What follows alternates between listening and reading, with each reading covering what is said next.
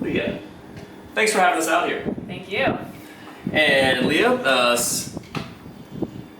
a garage gym mom is what I want to focus on with you. And the reason I want to do that is there's a couple of things. Well, first, let's start off with this. Let's start off a little bit on your background and your history, because I think you can relate to a lot of people out there that have kind of come up from similar former athletes, similar backgrounds. And let's get us to where we are today, and then let's talk about how we utilize and maximize our garage gym as a mom. And that's something that we haven't had. You're the first one we've ever featured, so I'm super excited about this for all the right reasons. Yeah, so a little of my background, I grew up as an athlete my whole life, played everything from individual sports to team-oriented sports, big background in gymnastics, and then followed that up with more of like a basketball specialization, I would say. And then kind of one thing led to another, got out of college and went into competitive exercise or CrossFit.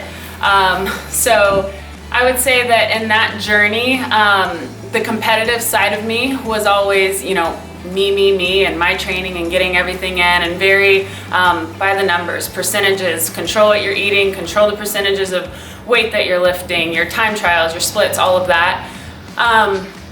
Some weightlifting in there, things like that. And then as I transitioned from competitive athlete to more of a coach, I already started to kind of do the work of, it's not all about me. If I'm going to be the best coach, I'm going to have to kind of take a little bit out of like the control of my training and focus it on other people. And then coming into like time to conceive and pregnancy and having a baby, total shift, because you have to put yourself as a priority, but your training looks nothing like chasing numbers or hitting percentages or even being able to have a clock on, because typically mid-workout I'm, chasing a baby down the sidewalk versus, trying to get my workout in for time. So total shift in perspective from competitive days to mom days, but the journey in between has been a very humbling ride, for sure. I can only imagine. Now, going from first starting off as an athlete growing up, you went into CrossFit because you were looking for that competitive nature, and it was there. You were hitting the percentages and dieting and everything else.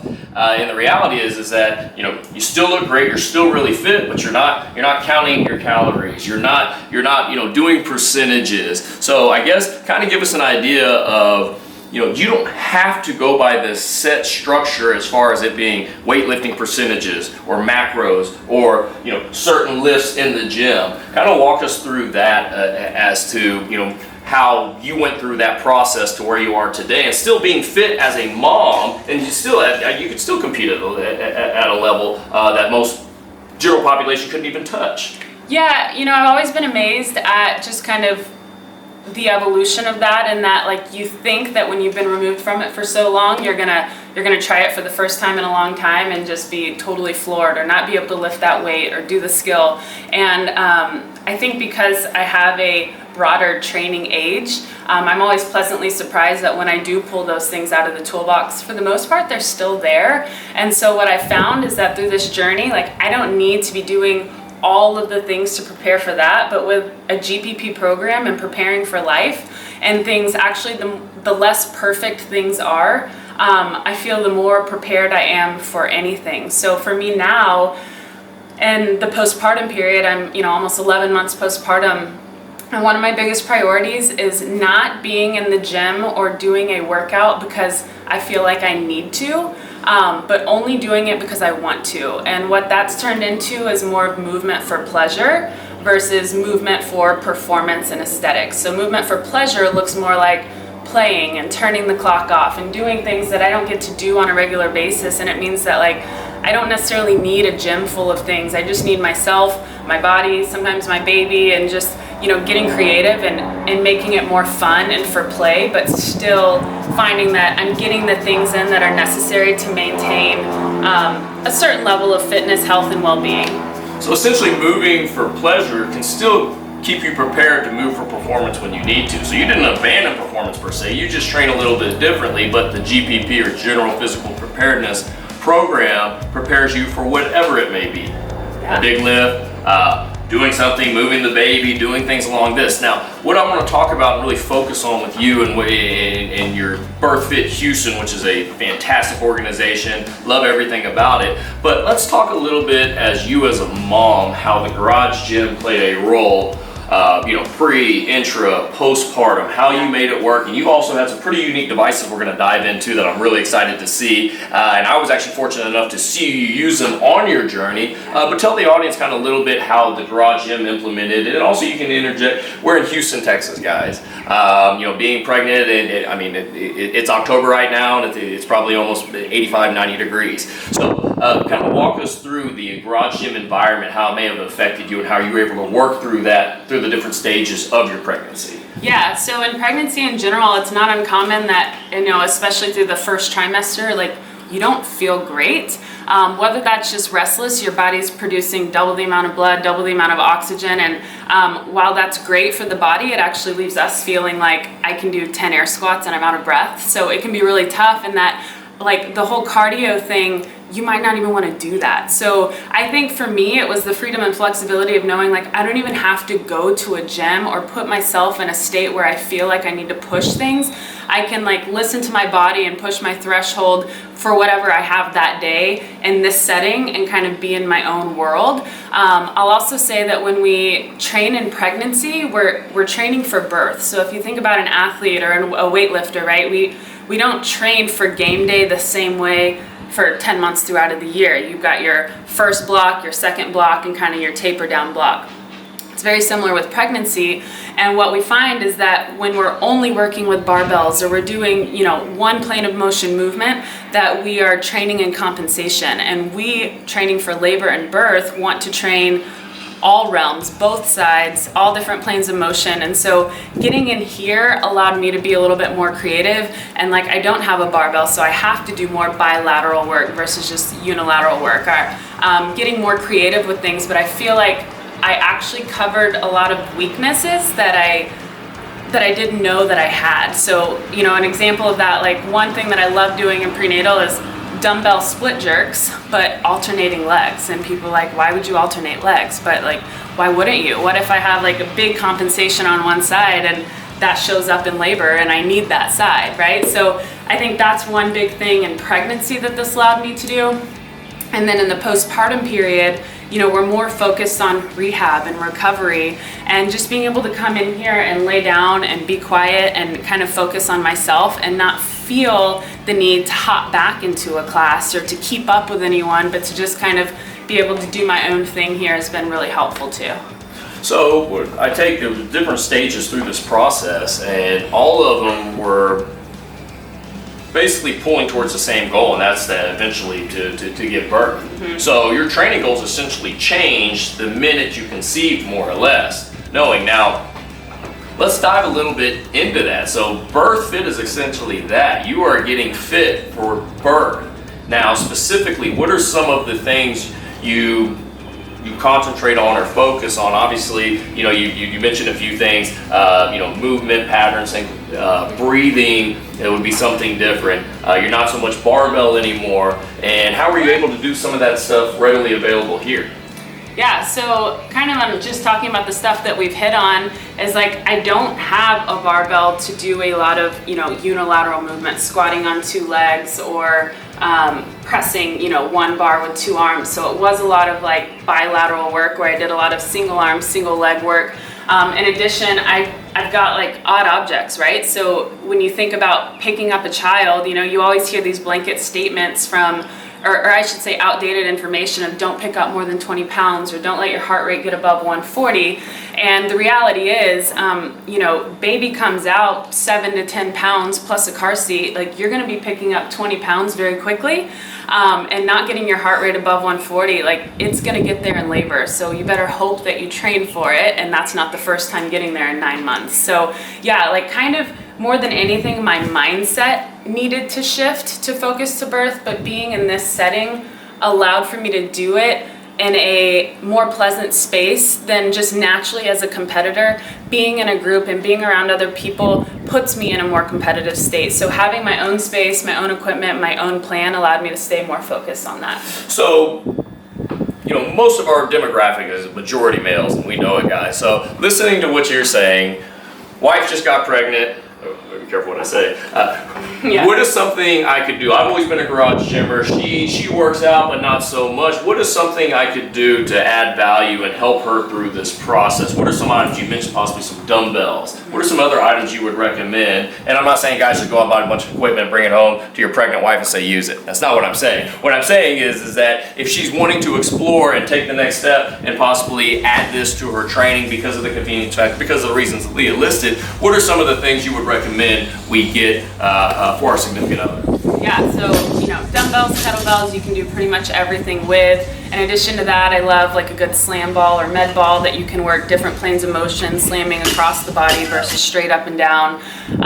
Other things like a sandbag or something odd, like just getting used to picking something up that's not perfect like a barbell.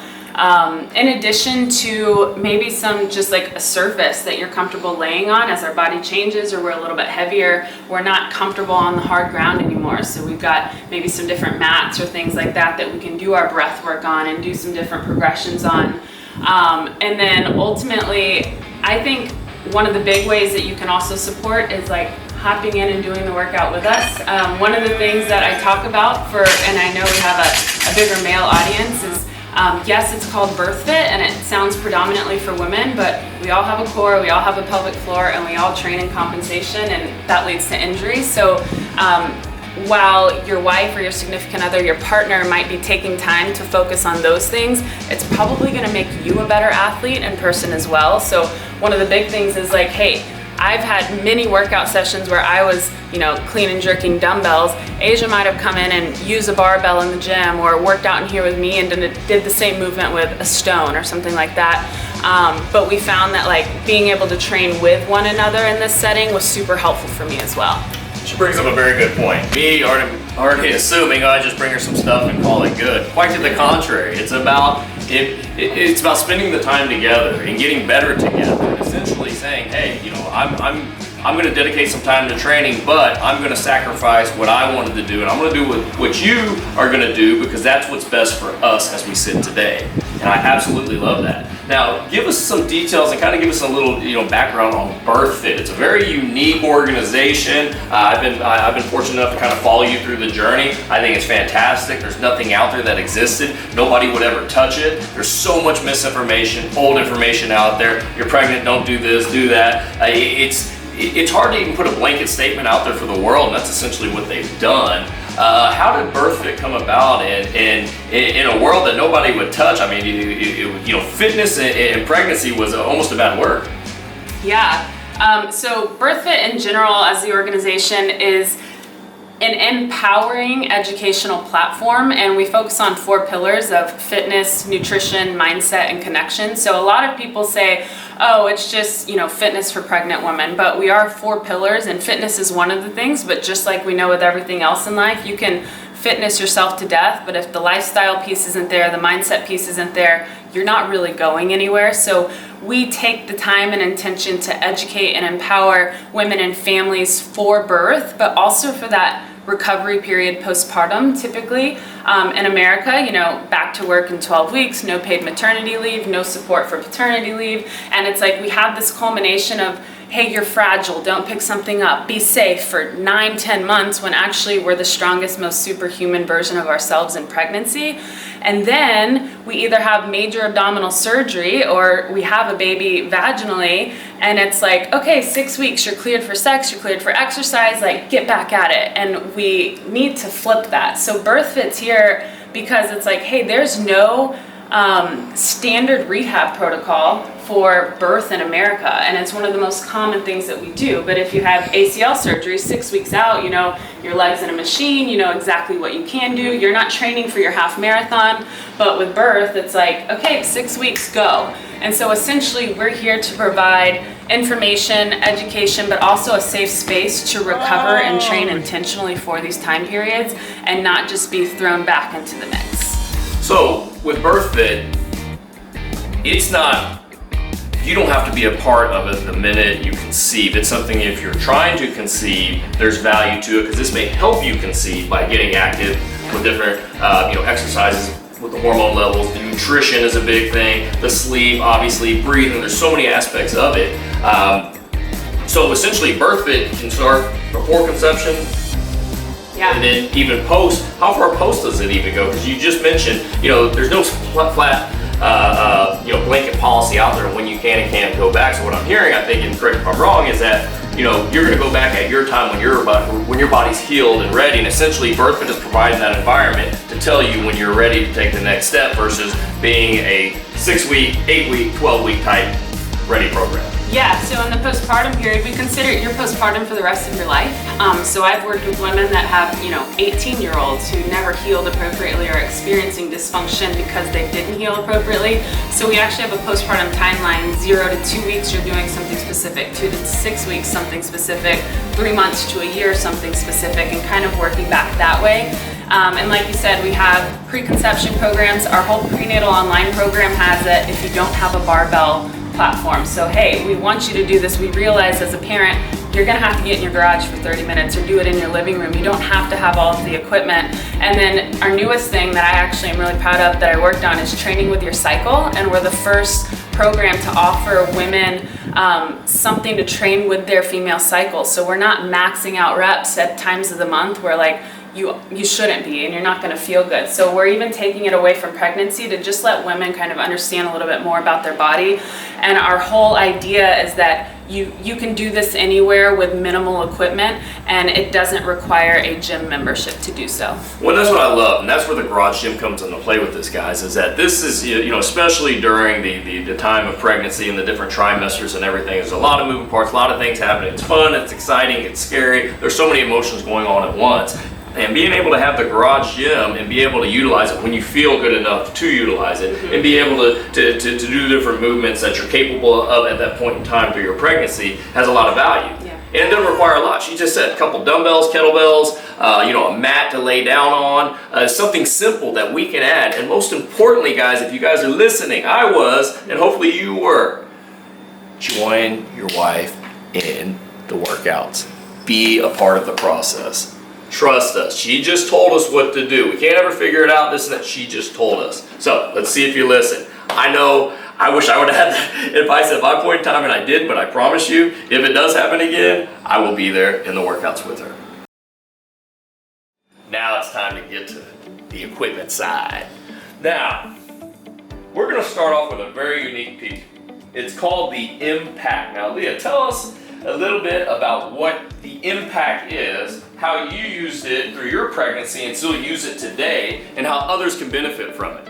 Yeah, so I actually helped film an entire prenatal program for this, I think 15 weeks or so, and then postpartum program also just with the Impact. And the idea was that moms have minimal time, minimal equipment, minimal space, and we need something that we can do everything with in our living room or in our garage. So I actually traveled with this. I've used it as a diaper bag, and it's fully functional as a bar or a kettlebell or whatever you want it to be, a suitcase, however you want to use it. So cool thing about it is it's typically a backpack. The straps are removable. So this is the Birth Fit Impact, and the straps would go here. I've removed them, and as this cinches down, I can open it and show you. I've got 2 water gullies in here that hold about 15 pounds of water each. I fill them with water. Otherwise, if I'm just traveling, I fold them up, put them at the bottom, and it's ready to go when I need it. To use it, I just go here. Oh, might have gone backwards, okay. Go here, and then I cinch down each side of it,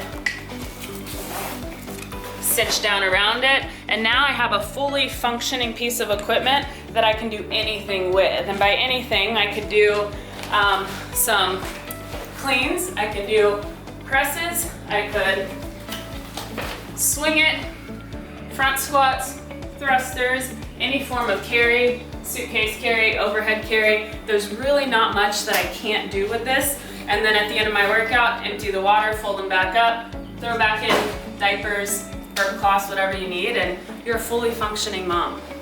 That is as versatile as it gets. So what I see here, first and foremost, I envision it as like a sandbag with multiple hand grips. First and foremost. Second, then I see it as a pretty cool backpack. You can take stuff in it. And third, essentially, it could be a backpack with water in it that you go on a hike with and take it with you. I love the water idea with the water bladder, it doesn't take up much space, and guess what? Water's readily available everywhere you go. And the next thing I love about it is the fact that the dual purpose is that you can train with the exact device that you're actually going to use. It's almost like training with your diaper bag. Yeah. And that's what's super cool, is that you don't sit here and train with this metal kettlebell and then go to this, car seat that's a complete different feel, complete different angle. You are actually using exactly what you trained on, which is super, super cool. Yeah. Now, where do we find one of these, and how about you go about getting one? Yeah, so on our BirthFit website, you can actually purchase the Impact, and with it comes the prenatal or the postpartum program. So with purchase of the bag, you actually get the program. So that's really cool. And then also there's just an Impact website where there's different options and colors and things like that available separate from our program. So this is not limited to pregnant women. Guys can use this too. Yeah, we used it on vacation. Asia, I do a lot of partner workouts with it. And we've literally gone on jetties and piers in the ocean with it and done things. Like, you can just take it everywhere with you, and it's fully accessible at all times. Like you said, water is always available. So throw the clothes out, put the water in, and you've got a fully packed piece of equipment. See, I love that, because imagine doing a workout on a jetty or a pier in the environment, the salt water blowing in your face, the air, the sun, the breeze. That is awesome. I would love to do something like that. So there's a lot of benefit to getting one of these, not limited to obviously being able to train with it, but it can take your training into different areas that you typically wouldn't be able to train in. Genius. I'm gonna have to give me one. Absolutely. Next, some of the items you'd mentioned possibly adding would be a set of rings. And what I can associate for you guys out there is most of us already have a power rack or a pull-up bar or a cage or something. And by simply adding a set of rings, your wife could benefit from it. And give us an idea how she could utilize rings through this process. Yeah, so we do a lot of pulling, horizontal, vertical pulling, whether that's a pull-up, a row, single arm row, whatever it is. You can use two or you can use one.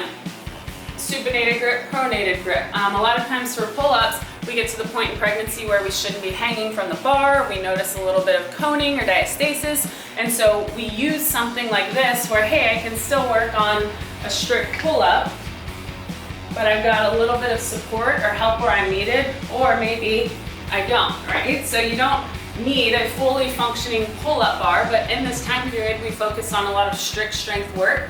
This will allow you to do that really easily. I love it. Now, the ring being adjustable, what height would you kind of set that up to be able to utilize that strict movement with the assistance of the legs? Yeah, so I like to have the ring about chest height, whether you're holding the top or the bottom. Mainly, I just like to see that we can get a full extension, so I want to simulate a pull-up as much as I can here. I don't want to start out here and not do the full movement. So if I'm here, I can work full range of motion like a pull-up. But then I can always lower it really easily to do more of a ring row or a single arm row or something like that.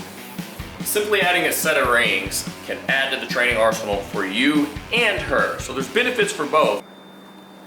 And the last movement we're going to cover is, I guess you call it progressions. And there's a lot of benefit to the progressions, whether you're male, female, but more importantly, if you're preparing for birth. Walk us through what these benefits are and why we would do them. Yeah, so our BirthFit functional progressions are essentially our core and pelvic floor rehab and prehab and core strengthening. So a lot of times we talk about things to start eliminating in pregnancy, and people say, well, what am I going to do for my core exercises? These are it. Oftentimes walking through my gym or other gyms, I see a lot more dysfunction in the males than the females. So males, don't write yourself off here. This will make you stronger. This will make you a better athlete too. So this is something that everyone can benefit from, but small little piece of information is that humans are the only biped mammals who are upright, right? Everyone else is, or every other animal is on all fours. So our pelvic floor supports everything, and we have to train for that load. And these are the movements on how we do that. Give us a little maybe definition of what dysfunction is and why addressing it would be beneficial, whether you're a male, female, pregnant.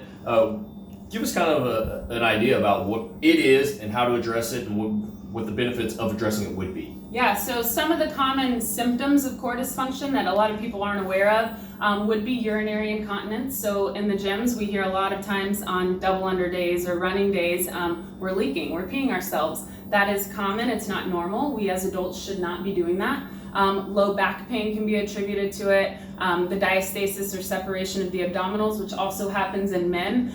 If you've ever had like umbilical hernias or any sort of surgery in the abdomen and didn't do appropriate rehab afterwards, we've probably been working in compensation, which leads to core dysfunction. And so when we talk about a core, right, we're talking about this whole unit, not just the six pack, and we want it to be dynamic, but we also want it to be stable. So as humans and movers, we're really efficient at getting the job done, but it doesn't always mean that we're doing it well.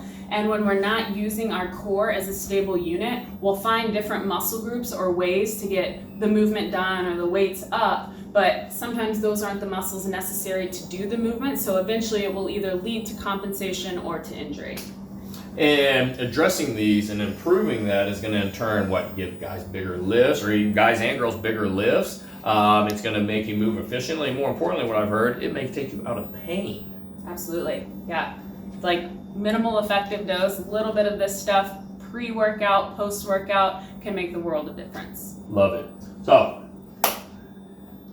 it's been a while since I've gone through some progressions. I know I'm overdue. As a matter of fact, I'm going to preface this with Leah actually diagnosed me with a slight dysfunction from across the weight room. One day I was deadlifting and she noticed I was a little bit off. I guess you could tell by the way I was bracing per se. Came over, made the comment, something about, I bet your low back hurts right there. Yeah? How do you know that? I didn't say anything about it. I'm just deadlifting over here 40 feet away from you, and you come over and you tell me this, and you proceed to tell me you noticed that there was some dysfunction. Yeah, so usually we see it ahead of time. I can tell in a movement as simple as the functional progression, these are lower level movements, where it's going to manifest in higher level movements. So it's not hard to see once you're trained, which is why you should probably come get a consult. But what we can do is we can take Lee through a very simple progression and kind of show you some tools and maybe some minimal pieces of equipment that's going to help him do that. Cool? Absolutely. Awesome. Let's go. I'm always game. Hands and knees. All right. So this is our BirthFit Functional Progression 3, and a lot of you might have heard this as a bird dog, where we reach opposite arm, opposite leg.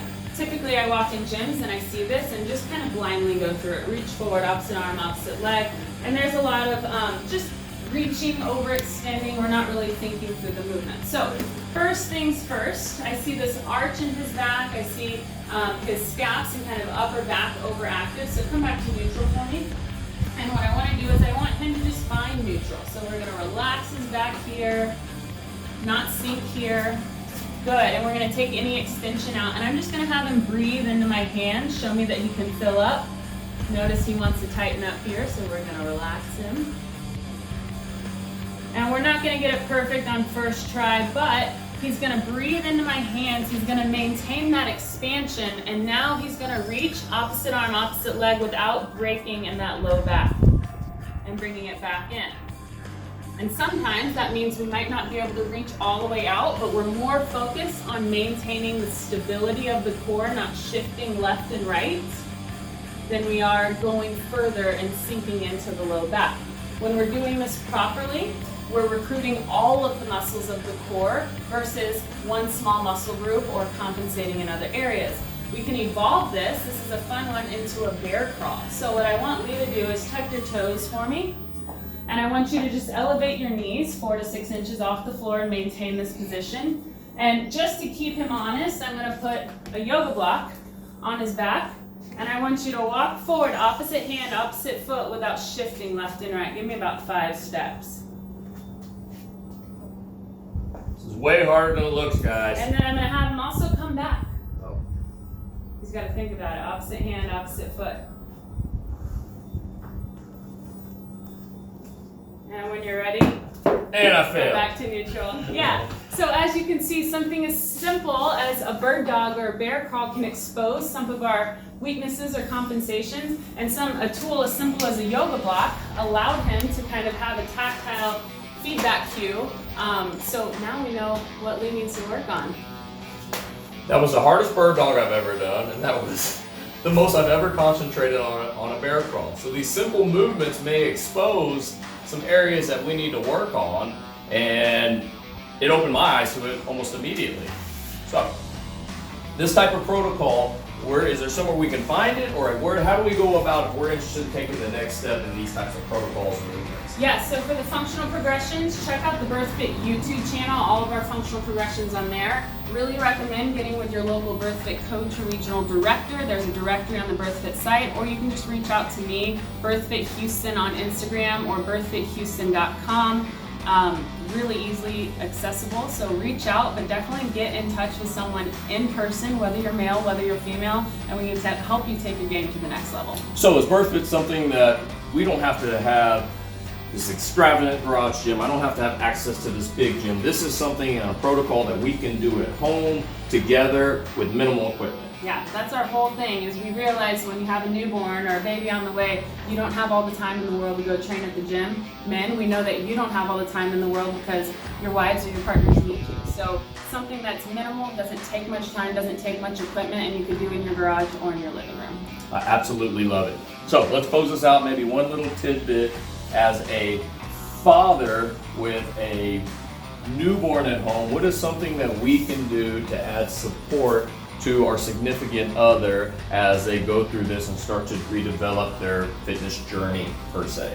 I think one of the biggest things is just taking the baby for 30 minutes to an hour so that we can have 30 minutes of uninterrupted time to focus on ourselves and our recovery. You'll be amazed at the things that you learn how to do in 30 minutes. So you don't even need an hour, but something as simple as 10 minutes of functional progressions. If dad has baby, mom can focus on her breath, her body, and her healing, and it makes the world of difference. Heard it, guys. She just told us once again what to do. Question is, are you listening? Sit up in the back all day. Yeah. Yeah.